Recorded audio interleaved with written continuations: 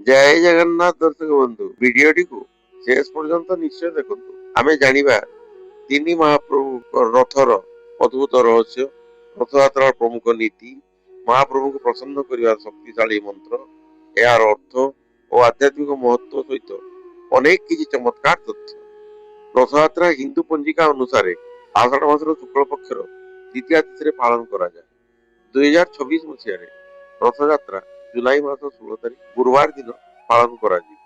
ଏହି ପବିତ୍ର ଦିନରେ ମହାପ୍ରଭୁ ଶ୍ରୀ ଜଗନ୍ନାଥ, ଶ୍ରୀ ବଳଭଦ୍ର, ମହାଦେବୀ ସୁଭଦ୍ରା ରତ୍ନ ସିଂହାସନରୁ ପହଣ୍ଡି ବିଜେ କରି ନିଜ ନିଜ ରଥରେ ଆରୋହଣ କରି ଶ୍ରୀ ଗୁଣ୍ଡିଚା ମନ୍ଦିର ଅଭିମୁଖେ ଯାତ୍ରା କରନ୍ତି। ରଥଯାତ୍ରା କଣ? ପ୍ରତିବର୍ଷ ଓଡ଼ିଶାର ପୁରୀରେ ଏକ ଦିବ୍ୟ ଅଦ୍ଭୁତ ଏବଂ ଅଲୌକିକ ଦୃଶ୍ୟର ଅବତାରଣା ହୁଏ। 45 ଫୁଟରୁ ପ୍ରାୟ ଅଧିକ ଉଚ୍ଚତା ବିଶିଷ୍ଟ ତିନୋଟି ବିଶାଳ କାଠର ରଥ ଧୀରେ ଧୀରେ ବଡଦାଣ୍ଡରେ ଗଡି ଚାଲେ। ହଜାର ହଜାର ଭକ୍ତଙ୍କର ଜୟ ଶ୍ରୀ ଜଗନ୍ନାଥ ଧ୍ୱନିରେ ପରିବେଶ ମୁଖରିତ ହୋଇ ଉଠେ। ଧୂପ ଚନ୍ଦନ ସୁଗନ୍ଧ ଚାରିଆଡେ ବ୍ୟାପିଯାଏ। ଶଙ୍ଖ ଧ୍ୱନି ସମଗ୍ର ପୁରୀ ନଗରୀକୁ ପବିତ୍ରତାରେ ଭରିଦିଏ ଏବଂ ଏହି ପବିତ୍ର ମୁହୂର୍ତ୍ତରେ ସାରା ବିଶ୍ୱର ନାଥ ମହାପ୍ରଭୁ ଶ୍ରୀ ଜଗନ୍ନାଥ ନିଜ ମନ୍ଦିରରୁ ବାହାରି ଆସି ଭକ୍ତମାନଙ୍କୁ ତାଙ୍କର ଦର୍ଶନ ଦେଇଥାନ୍ତି। ଏହା ହିଁ ହଉଛି ରଥଯାତ୍ରା। ରଥଯାତ୍ରା ଭାରତର ସବୁଠାରୁ ପ୍ରାଚୀନ ଏବଂ ମହାନ ହିନ୍ଦୁ ପର୍ବ ମାନଙ୍କ ମଧ୍ୟରୁ ଅନ୍ୟତମ ଅଟେ। ଏହି ପବିତ୍ର ଉତ୍ସବରେ ଶ୍ରୀ ଜଗନ୍ନାଥ ମହାପ୍ରଭୁ, ଯିଏକି ଭଗବାନ ବିଷ୍ଣୁଙ୍କର ଏକ ଦିବ୍ୟ ସ୍ୱରୂପ, ନିଜ ବଡ ଦେଉଳରୁ ପ୍ରାୟ 3 କିଲୋମିଟର ଦୂରରେ ଅବସ୍ଥିତ ଶ୍ରୀ ଗୁଣ୍ଡିଚା ମନ୍ଦିରକୁ ବାର୍ଷିକ ଯାତ୍ରା କରନ୍ତି। ରଥର ଅର୍ଥ ହଉଛି ଚକାଯୁକ୍ତ ଦିବ୍ୟ ଯାନ ଏବଂ ଯାତ୍ରାର ଅର୍ଥ ହଉଛି ପବିତ୍ର ଗମନ ବା ତୀର୍ଥଯାତ୍ରା। ଏହି ଦୁଇଟି ଶବ୍ଦ ମିଶି ଏମିତି ଏକ ଜୀବନ୍ତ ପରମ୍ପରାକୁ ବର୍ଣ୍ଣନା କରେ ଯାହା ହଜାର ହଜାର ବର୍ଷ ଧରି ଅବିରତ ଭାବେ ମହା ସମାରୋହରେ ପାଳନ ହୋଇ ଆସୁଛି। ରଥଯାତ୍ରାର ସବୁଠୁ ବଡ ବିଶେଷତା ହେଉଛି ଏହାର ସର୍ବଜନୀନ ବାର୍ତ୍ତା। ସାଧାରଣତଃ ହିନ୍ଦୁ ମନ୍ଦିର ଗୁଡିକରେ ଦେବାଦେବୀ ମାନେ ଗର୍ଭଗୃହରେ ବିରାଜମାନ କରିଥାନ୍ତି ଏବଂ କେବଳ ମନ୍ଦିର ଭିତରକୁ ପ୍ରବେଶ କରୁଥିବା ଭକ୍ତମାନେ ହିଁ ସେମାନଙ୍କୁ ଦର୍ଶନ କରିପାରିଥାନ୍ତି। କିନ୍ତୁ ରଥଯାତ୍ରା ସମୟରେ ମହାପ୍ରଭୁ ଶ୍ରୀ ଜଗନ୍ନାଥ ସ୍ୱୟଂ ଶ୍ରୀମନ୍ଦିରରୁ ବାହାରି ଆସି ବଡଦାଣ୍ଡରେ ବିରାଜମାନ ହୁଅନ୍ତି। ଜାତି, ଧର୍ମ, ବର୍ଣ୍ଣ, ସମ୍ପ୍ରଦାୟ କିମ୍ବା ପୃଷ୍ଠଭୂମି ନିର୍ବିଶେଷରେ ଯେକୌଣସି ବ୍ୟକ୍ତି ବଡଦାଣ୍ଡରେ ଠିଆ ହୋଇ ମହାପ୍ରଭୁ ଶ୍ରୀ ଜଗନ୍ନାଥଙ୍କର ଦିବ୍ୟ ଦର୍ଶନର ସୌଭାଗ୍ୟ ଲାଭ କରିପାରିଥାନ୍ତି। ସମସ୍ତଙ୍କ ପାଇଁ ସମାନ ଭାବେ ମହାପ୍ରଭୁଙ୍କର ଏହି କୃପା ଏବଂ ଉଦାରତା ହିଁ ରଥଯାତ୍ରାକୁ ବିଶ୍ୱର ଅନନ୍ୟ ଏବଂ ସର୍ବାଧିକ ହୃଦୟସ୍ପର୍ଶୀ ଉତ୍ସବ ଗୁଡିକ ମଧ୍ୟରେ ସ୍ଥାନ ଦେଇ ଦର୍ଶକ ବନ୍ଧୁ, କେଉଁ କେଉଁ ଦେବାଦେବୀ ରଥଯାତ୍ରା ବିଜେ କରନ୍ତି? ସାଧାରଣତଃ ରଥଯାତ୍ରାରେ 3 ଦିବ୍ୟ ବିଗ୍ରହ ଏକା ସାଙ୍ଗରେ ରଥାରୂଢ ହୋଇ ବିଜେ କରିଥାନ୍ତି। ବିଶ୍ୱର ନାଥ ମହାପ୍ରଭୁ ଶ୍ରୀ ଜଗନ୍ନାଥ, ତାଙ୍କର ଅଗ୍ରଜ ମହାପ୍ରଭୁ ଶ୍ରୀ ବଳଭଦ୍ର ଏବଂ ଭଗିନୀ ମହାଦେବୀ ଶ୍ରୀ ସୁଭଦ୍ରା। ପ୍ରତ୍ୟେକ ଦେବାଦେବୀ ପ୍ରତିବର୍ଷ ନୂତନ ଭାବରେ ନିର୍ମିତ ସ୍ୱତନ୍ତ୍ର ରଥରେ ବିରାଜମାନ ହୋଇ ଶ୍ରୀ ଗୁଣ୍ଡିଚା ମନ୍ଦିରକୁ ଯାତ୍ରା କରନ୍ତି। ଭାଇ ଭଉଣୀଙ୍କର ଏହି ପବିତ୍ର ଶୋଭାଯାତ୍ରା କେବଳ ଦିବ୍ୟ ଲୀଳାର ପ୍ରତୀକ ନୁହେଁ, ବରଂ ପରିବାର, ସ୍ନେହ, ପ୍ରେମ ଏବଂ ଏକତାର ଅନନ୍ୟ ବାର୍ତ୍ତା ମଧ୍ୟ ବହନ କରେ। ଏହି ଅନନ୍ୟ ଦୃଶ୍ୟ ରଥଯାତ୍ରାକୁ ଆଧ୍ୟାତ୍ମିକ ମହିମା ସହ ଏକ ଗଭୀର ମାନବୀୟ ଭାବନାରେ ମଧ୍ୟ ପରିପୂର୍ଣ୍ଣ କରିଥାଏ। ରଥଯାତ୍ରା କୌଣସି ନୂତନ ପର୍ବ ନୁହେଁ, ଏହାର ଉତ୍ପତ୍ତି ଅତ୍ୟନ୍ତ ପ୍ରାଚୀନ ଅଟେ। ସ୍କନ୍ଦ ପୁରାଣ, ବ୍ରହ୍ମ ପୁରାଣ ଏବଂ ନାରଦ ପୁରାଣ ପରି ପବିତ୍ର ଗ୍ରନ୍ଥ ଗୁଡିକରେ ମହାପ୍ରଭୁ ଶ୍ରୀ ଜଗନ୍ନାଥଙ୍କର ରଥଯାତ୍ରା ବିଷୟରେ ଅତ୍ୟନ୍ତ ବିସ୍ତୀର୍ଣ୍ଣ ଭାବେ ବର୍ଣ୍ଣନା ମିଳିଥାଏ। କିନ୍ତୁ ଏହି ପବିତ୍ର ପରମ୍ପରାର କାହାଣୀ ଆରମ୍ଭ ହୁଏ ଜଣେ ରାଜା ଏକ ଦିବ୍ୟ ସ୍ୱପ୍ନ ଏବଂ ଜଣେ ଦିବ୍ୟ ଶିଳ୍ପୀଙ୍କ ଅଦ୍ଭୁତ ଲୀଳାରୁ। ରାଜା ଇନ୍ଦ୍ରଦ୍ୟୁମ୍ନଙ୍କ ଦିବ୍ୟ କାହାଣୀ। ଦିବ୍ୟ ପରମ୍ପରା ଅନୁସାରେ ମାଳବ ଦେଶର ରାଜା ଇନ୍ଦ୍ରଦ୍ୟୁମ୍ନ ସ୍ୱପ୍ନରେ ଦୈବୀ ଆଦେଶ ପାଇଥିଲେ ଯେ ପୁରୀ ସମୁଦ୍ର କୂଳରେ ଭାସି ଆସିଥିବା ଏକ ପବିତ୍ର ଦାରୁ ବା କାଠ ଦ୍ୱାରା ପରମେଶ୍ୱରଙ୍କର ବିଗ୍ରହ ନିର୍ମାଣ କରାଯିବ। ଦେବଶିଳ୍ପୀ ବିଶ୍ୱକର୍ମା ଜଣେ ସାଧାରଣ କାରିଗର ବେଶରେ ଆସି ବିଗ୍ରହ ନିର୍ମାଣ କରିବାକୁ ସମ୍ମତ ଦେଇଥିଲେ, କିନ୍ତୁ ସେ ଯେ ଏକ ସର୍ତ୍ତ ରଖିଥିଲେ, କାମ ଶେଷ ନହେବା ପର୍ଯ୍ୟନ୍ତ କେହି ଦ୍ୱାର ଖୋଲିବେ ନାହିଁ। କିଛି ଦିନ ପରେ ଭିତରୁ କୌଣସି ଶବ୍ଦ ନ ଶୁଣି ରାଜା ଅତ୍ୟନ୍ତ ଚିନ୍ତିତ ହୋଇ ସମୟ ପୂର୍ବରୁ ଦ୍ୱାର ଖୋଲିଦେଲେ। ସେହି କ୍ଷଣରେ ବିଶ୍ୱକର୍ମା ଅଦୃଶ୍ୟ ହେଇଗଲେ ଭିତରେ 3ଟି କାଠର ବିଗ୍ରହ ଥିଲା, କିନ୍ତୁ ସେଗୁଡ଼ିକର ହାତ ଓ ଅନ୍ୟାନ୍ୟ ଅଙ୍ଗ ସମ୍ପୂର୍ଣ୍ଣ ଭାବେ ନିର୍ମିତ ହୋଇନଥିଲା। ସେତେବେଳେ ଏକ ଦୈବବାଣୀ ହେଲା, ଏହି ଅସମ୍ପୂର୍ଣ୍ଣ ରୂପ ହିଁ ମହାପ୍ରଭୁଙ୍କର ପୂର୍ଣ୍ଣ ସ୍ୱରୂପ ଅଟେ। ଏହି ବିଗ୍ରହ ଗୁଡ଼ିକୁ ପ୍ରତିଷ୍ଠା କରି ପୂଜା କରାଯାଉ। ସେହି 3 ବିଗ୍ରହ ହେଲେ ମହାପ୍ରଭୁ ଶ୍ରୀ ଜଗନ୍ନାଥ, ଶ୍ରୀ ବଳଭଦ୍ର ଏବଂ ଦେବୀ ସୁଭଦ୍ରା। ସେହି ଦିନଠାରୁ ରଥଯାତ୍ରାର ମହାନ ପରମ୍ପରାର ଶୁଭାରମ୍ଭ ହୋଇଥିଲା ବୋଲି ବିଶ୍ୱାସ କରାଯାଏ। ମହାପ୍ରଭୁଙ୍କ ମହିମା ସାରା ବିଶ୍ୱରେ। ରଥଯାତ୍ରାର ଖ୍ୟାତି ଆଧୁନିକ ଯୁଗର ବହୁ ପୂର୍ବରୁ ସମଗ୍ର ବିଶ୍ୱରେ ପହଞ୍ଚି ସାରିଥିଲା। ତ୍ରୟୋଦଶ ଶତାବ୍ଦୀର ପ୍ରସିଦ୍ଧ ଇଟାଲୀୟ ପର୍ଯ୍ୟଟକ ମାର୍କୋ ପୋଲୋ ଭାରତରେ ଏକ ବିଶାଳ ରଥଯାତ୍ରା ଦେଖିଥିବା ବିଷୟରେ ଉଲ୍ଲେଖ କରିଥିଲେ, ଯାହାକୁ ଅନେକ ଇତିହାସବିତ୍ ମାନେ ପୁରୀର ରଥଯାତ୍ରା ବୋଲି ମନେ କରିଥାନ୍ତି। 16ଶ ଶତାବ୍ଦୀରେ ଶ୍ରୀ ଚୈତନ୍ୟ ମହାପ୍ରଭୁ ପୁରୀରୁ ନିଜର ଲୀଳାକ୍ଷେତ୍ର କରିଥିଲେ।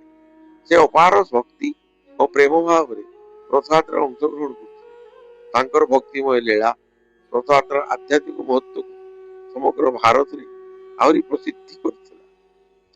ହଜାର ହଜାର ବର୍ଷ ଧରି ଏହି ଅବିଚ୍ଛିନ୍ନ ପରମ୍ପରା ଶତାବ୍ଦୀ ପରେ ଶତାବ୍ଦୀ ବିତି ଯାଇଛି। ବିଭିନ୍ନ ଆକ୍ରମଣ, ରାଜନୈତିକ ପରମ୍ପରା ଏବଂ ରାଜନୈତିକ ପଟ ପରିବର୍ତ୍ତନ, ସାମାଜିକ ଉତ୍ଥାନ ପତନ ସତ୍ତ୍ୱେ ମଧ୍ୟ ପୁରୀ ରଥଯାତ୍ରା ପରମ୍ପରା କେବେ ବନ୍ଦ ହୋଇ।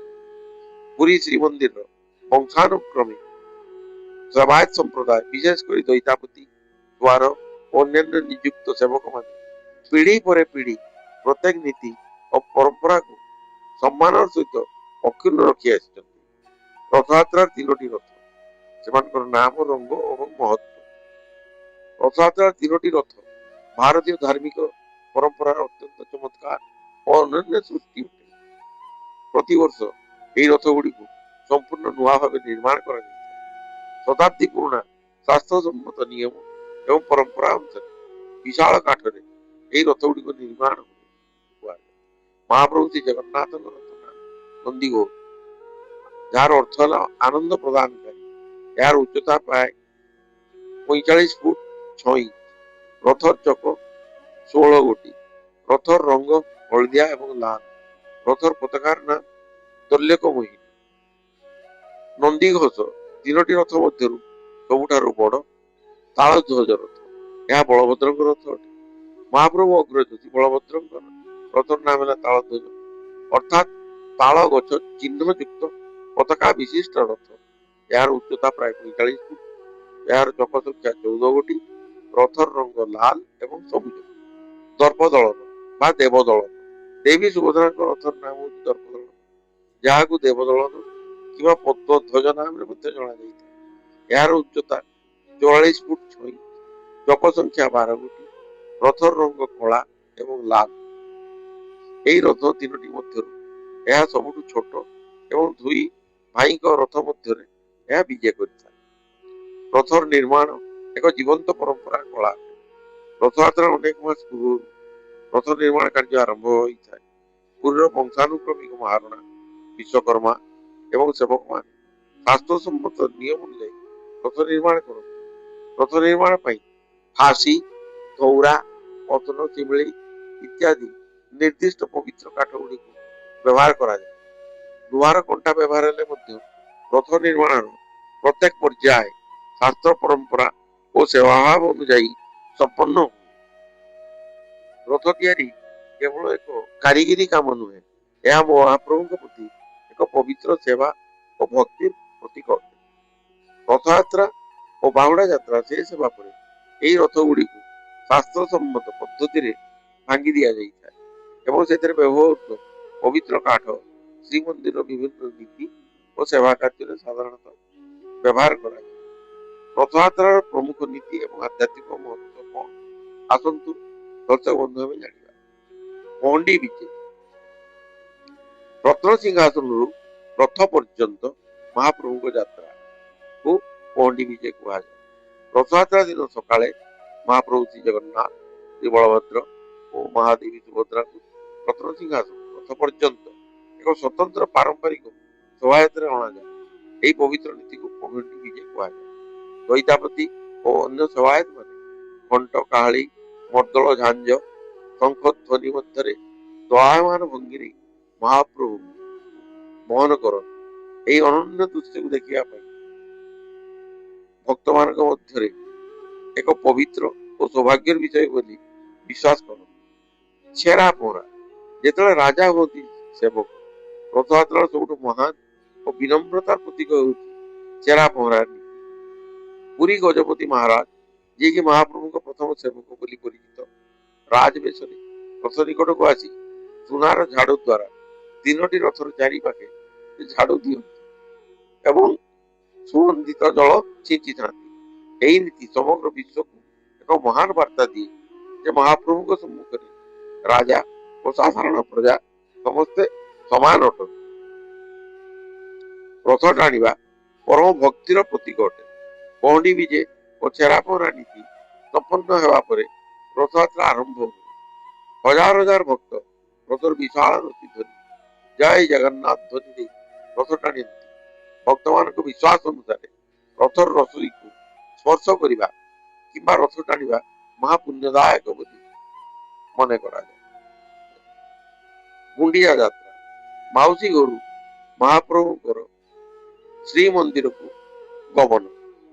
ରଥଯାତ୍ରାରେ ମହାପ୍ରଭୁ ଶ୍ରୀ ଜଗନ୍ନାଥ ଓ ମହାପ୍ରଭୁ ବଳଭଦ୍ର, ତାଙ୍କ ଭାଇ ଭଉଣୀ ଓ ସୁଭଦ୍ରା ଶ୍ରୀ ଗୁଣ୍ଡିଚା ମନ୍ଦିରକୁ ବିଜେ କରିଥାନ୍ତି। ପରମ୍ପରା ଅନୁସାରେ ଶ୍ରୀମନ୍ଦିରକୁ ରାଜା ଇନ୍ଦ୍ରଦ୍ୟୁମ୍ନ, ପତ୍ନୀ ରାଣୀ ଗୁଣ୍ଡିଚାଙ୍କ ସହ ସମ୍ପୃକ୍ତ କରାଯାଏ। ଓଡ଼ିଆ ଲୋକ ପରମ୍ପରା ଅନୁସାରେ ଏହି ଯାତ୍ରାକୁ ମାଉସୀ ଘର ଯାତ୍ରା ବୋଲି ମଧ୍ୟ କୁହାଯାଏ। ଏଠାରେ ମହାପ୍ରଭୁ 7 ଦିନ ଧରି ବିରାଜମାନ ହୋଇ ଭକ୍ତମାନଙ୍କୁ ବିଭିନ୍ନ ବେଶରେ ଦର୍ଶନ ଦେଇଥାନ୍ତି। ବାହୁଡା ଯାତ୍ରା, ଶ୍ରୀମନ୍ଦିରକୁ ପୁନର୍ବାର ପ୍ରତ୍ୟାବର୍ତ୍ତନକୁ ବାହୁଡା ଯାତ୍ରା କୁହାଯାଏ। ରଥଯାତ୍ରାର 9ମ ଦିନରେ ମହାପ୍ରଭୁ ନିଜ ଧାମ ଶ୍ରୀମନ୍ଦିରକୁ ଫେରିଥାନ୍ତି। ଏହି ପବିତ୍ର ଯାତ୍ରାକୁ ବାହୁଡା ଯାତ୍ରା କୁହାଯାଏ। ଫେରିବା ବାଟରେ 3 ରଥ ମାଉସୀ ମା ମନ୍ଦିରରେ କିଛି ସମୟ ପାଇଁ ଅଟକିଥାଏ। ସେଠାରେ ମହାପ୍ରଭୁଙ୍କୁ ଓଡ଼ିଶାର ପାରମ୍ପରିକ ସୁସ୍ୱାଦୁ ପୋଡ ପିଠା ଅର୍ପଣ କରାଯାଏ। ବାହୁଡା ଯାତ୍ରା ମଧ୍ୟ ରଥଯାତ୍ରା ପରି ସମାନ ଭାବରେ ପବିତ୍ର ଓ ଆଧ୍ୟାତ୍ମିକ ମହତ୍ଵ ବହନ କରେ। ରଥ ଟାଣିବା ଏତେ କାହିଁକି ପବିତ୍ର ଅଟେ? ପ୍ରାଚୀନ ହିନ୍ଦୁ ଶାସ୍ତ୍ରରେ ରଥଯାତ୍ରାର ମହିମା ବିଷୟରେ ସ୍ପଷ୍ଟ ବର୍ଣ୍ଣନା ରହିଛି। ସ୍କନ୍ଦ ପୁରାଣ ଅନୁସାରେ ମହାପ୍ରଭୁଙ୍କ ରଥରେ ଦର୍ଶନ କରିବା, ରଥର ଦଉଡ଼ି ସ୍ପର୍ଶ କରିବା କିମ୍ବା ରଥ ସହିତ କିଛି ବାଟ ଚାଲିବା ମଧ୍ୟ ଅସଂଖ୍ୟ ଜନ୍ମର ପାପରୁ ଭକ୍ତମାନଙ୍କୁ ମୁକ୍ତି ଦେଇଥାଏ ବୋଲି ଭକ୍ତମାନେ ଆସ୍ଥା ରଖିଥାନ୍ତି। ଲକ୍ଷ ଲକ୍ଷ ଭକ୍ତଙ୍କ ପାଇଁ ଏହା ଏକ ବିଶ୍ୱାସ ନୁହେଁ, ବରଂ ଏକ ଜୀବନ୍ତ ଆଧ୍ୟାତ୍ମିକ ଅନୁଭବ ଅଟେ। ମହାପ୍ରଭୁ ସ୍ୱୟଂ ଭକ୍ତ ପାଖକୁ ଆସିଥାନ୍ତି। ସାଧାରଣତଃ ହିନ୍ଦୁ ମନ୍ଦିରରେ ଦେବାଦେବୀ ମାନେ ଗର୍ଭଗୃହରେ ବିରାଜମାନ ରୁହନ୍ତି ଏବଂ ଦର୍ଶନ ପାଇଁ ମନ୍ଦିରକୁ ଯିବା ଆବଶ୍ୟକ ହୋଇଥାଏ। କିନ୍ତୁ ରଥଯାତ୍ରାରେ ମହାପ୍ରଭୁ ଶ୍ରୀ ଜଗନ୍ନାଥ ସ୍ୱୟଂ ଶ୍ରୀମନ୍ଦିରରୁ ବାହାରି ବଡ ଦାଣ୍ଡକୁ ଆସନ୍ତି ଏବଂ ସମସ୍ତଙ୍କୁ ଦର୍ଶନ ଦେଇଥାନ୍ତି। ଜାତି, ବର୍ଣ୍ଣ, ଧର୍ମ, ଭାଷା କିମ୍ବା ଦେଶରେ କୌଣସି ଭେଦଭାବ ନାହିଁ। ମହାପ୍ରଭୁଙ୍କ ଦୃଷ୍ଟିରେ ସମସ୍ତେ ସମାନ। ଏହି ସାର୍ବଜନୀନ ପ୍ରେମ, ସମାନତା ଓ କରୁଣାର ବାର୍ତ୍ତା ହିଁ ରଥଯାତ୍ରାର ସବୁଠାରୁ ବଡ ଆଧ୍ୟାତ୍ମିକ ସନ୍ଦେଶ। ଭଗବାନ ଶ୍ରୀ ଜଗନ୍ନାଥଙ୍କୁ ପ୍ରସନ୍ନ କରିବାର ମନ୍ତ୍ର। ଭଗବାନ ଶ୍ରୀ ବିଷ୍ଣୁଙ୍କ ପୂର୍ଣ୍ଣବତାର ଷୋଡଶ କଳାରେ ପରିପୂର୍ଣ୍ଣ ମହାପ୍ରଭୁ ଶ୍ରୀ ଜଗନ୍ନାଥଙ୍କୁ ତାଙ୍କର ଅଗ୍ରଜ ଶ୍ରୀ ବଳଭଦ୍ର ମହାପ୍ରଭୁ ଏବଂ ଭଗିନୀ ଦେବୀ ସୁଭଦ୍ରା ମାଙ୍କ ସହ ଏହି ମନ୍ତ୍ର ଉଚ୍ଚାରଣ କରି ପୂଜା କରିବା ଉଚିତ। ଏପରି କଲେ ମହାପ୍ରଭୁଙ୍କର ବିଶେଷ କୃପା ଲାଭ ହୋଇଥାଏ ବୋଲି ବିଶ୍ୱାସ କରାଯାଏ। ନୀଳାଚଳ ନିବାସାୟ ନିତ୍ୟାୟ ପରମାତ୍ମନେ ଶ୍ରୀ ବଳଭଦ୍ର ଶ୍ରୀ ସୁଭଦ୍ରା ଶ୍ରୀ ଜଗନ୍ନାଥ ନମୋ। ଅର୍ଥ, ହେ ନୀଳାଚଳରେ ବିରାଜମାନ ପରମାତ୍ମା, ହେ ନିତ୍ୟ ସ୍ୱରୂପ, ହେ ବଳଭଦ୍ର ଓ ସୁଭଦ୍ରାଙ୍କ ସହ ବିରାଜମାନ ମହାପ୍ରଭୁ ଶ୍ରୀ ଜଗନ୍ନାଥ, ଆପଣ ମାନଙ୍କୁ ମୋର କୋଟି କୋଟି ପ୍ରଣାମ। ଏହା ବ୍ୟତୀତ ମହାପ୍ରଭୁ ଶ୍ରୀ ଜଗନ୍ନାଥଙ୍କୁ ପ୍ରସନ୍ନ କରିବା ପାଇଁ କିଛି ବିଶେଷ ମନ୍ତ୍ର ମଧ୍ୟ ବର୍ଣ୍ଣନା ମିଳିଥାଏ। तंभोरुवदर्पभञ्जन महासुन्दरजनेत्रद्वयं मुक्ताहार विलम्बि हेम मुकुटं रत्नोज्ज्वलं कुण्डलं वर्षामेघसमान नीलवपुषं गर्वे आहार नित्यं पार्श्वे चक्रधरं प्रसन्नवदनं श्रीनीलाद्रिनाथं भजे। ଜୟ ଜଗନ୍ନାଥ। এই ମନ୍ତ୍ର ଗୁଡ଼ିକ ଜପ କଲେ ମହାପ୍ରଭୁଙ୍କର କୃପା ପ୍ରାପ୍ତ ହୁଏ ଏବଂ ବିଭିନ୍ନ ବାଧା ଦୁଃଖ କଷ୍ଟ ସଙ୍କଟ ଦୂର ହୁଏ ବୋଲି ଧାର୍ମିକ ବିଶ୍ୱାସ ରହିଛି। ରଥଯାତ୍ରା ଯେ କେବଳ ଏକ ଧାର୍ମିକ ପର୍ବ ତାହା ନୁହେଁ, ଏହା ପରିବାର ସମାଜ ପରମ୍ପରା ଭକ୍ତିର ଏକ ଏମିତି ଜୀବନ୍ତ ଉତ୍ସବ ଯାହା ପିଢି ପରେ ପିଢି ଲୋକଙ୍କ ହୃଦୟକୁ ଏକ ସୂତ୍ରରେ ବାନ୍ଧି ରଖେ। ଏଭଳି ଧାର୍ମିକ ଶ୍ରୀ ଜଗନ୍ନାଥଙ୍କ ସମ୍ପର୍କିତ ତଥ୍ୟ ପାଇବା ପାଇଁ ଆମ ଚ୍ୟାନେଲକୁ ସବସ୍କ୍ରାଇବ କରନ୍ତୁ, ଭିଡିଓଟିକୁ ଲାଇକ୍ କରନ୍ତୁ ଏବଂ ନିଜ ପରିବାର ଓ ବନ୍ଧୁମାନଙ୍କ ସହିତ ସେୟାର କରନ୍ତୁ। ଜୟ ଜଗନ୍ନାଥ।